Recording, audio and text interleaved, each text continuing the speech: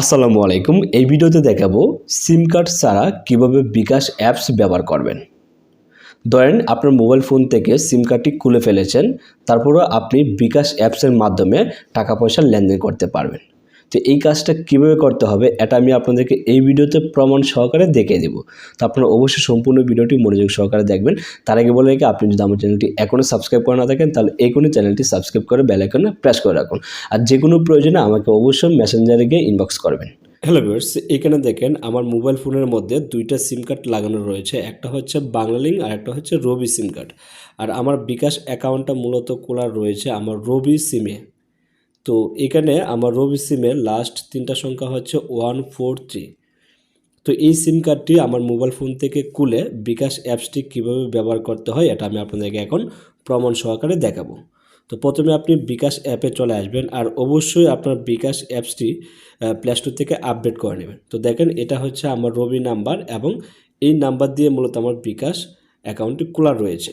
তো এখন আপনি আপনার বিকাশ অ্যাকাউন্টে লগ ইন করবেন। তো বিকাশ অ্যাকাউন্টে লগ ইন করবেন, তারপর যে কাজটি করতে হবে, এর আগে আরেকটা কথা বলে রাখি, আপনার যে সিম কার্ডে বিকাশ অ্যাকাউন্ট খোলা রয়েছে অবশ্যই ওই সিম কার্ডটি আপনার মোবাইল ফোনের দ্বিতীয় স্লটে ব্যবহার করবেন। তো বিকাশ অ্যাপে লগ ইন করার পর আপনি কি করবেন, আপনার মোবাইল ফোন থেকে যে ফ্লাইট মোড যে অপশনটা আছে এটা চালু করে দেবেন। দেওয়ার পর আপনি কি করবেন, আপনার মোবাইল ফোন থেকে সিম কার্ডটি খুলে ফেলবেন। তো আমি আমার রবি সিম কার্ডটি খুলে ফেললাম। তো দেখেন এটা হচ্ছে আমার রবি সিম কার্ড, এটা আমি খুলে ফেললাম। তারপর এটা আমি আবার ইনসার্ট করে দিলাম। তারপর আপনাদের সামনে এরকম ইন্টারফেস আসতে পারে। আপনি কি করবেন, এখান থেকে ফ্লাইট মোড যেটা এটা আবার অফ করে দেবেন। তারপর আপনি এখানে কিছুক্ষণ অপেক্ষা করবেন। তো বেশ, এখন দেখেন আমার কিন্তু সিম কার্ড একটা লাগানো রয়েছে।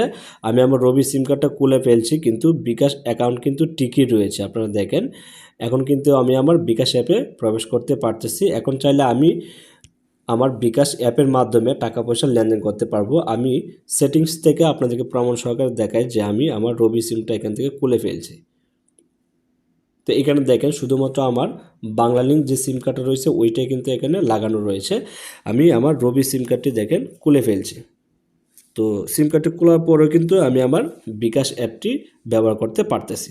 তো এইভাবে মূলত আপনি আপনার বিকাশ অ্যাপটি ব্যবহার করতে পারবেন। আমি যে টিপসটি আপনাদেরকে দিলাম এই টিপসটি ফলো করলে আপনার সকলেই আপনার সিম কার্ড ছাড়াই বিকাশ অ্যাকাউন্টটি ব্যবহার করতে পারবেন শুধুমাত্র অ্যাপের মাধ্যমে।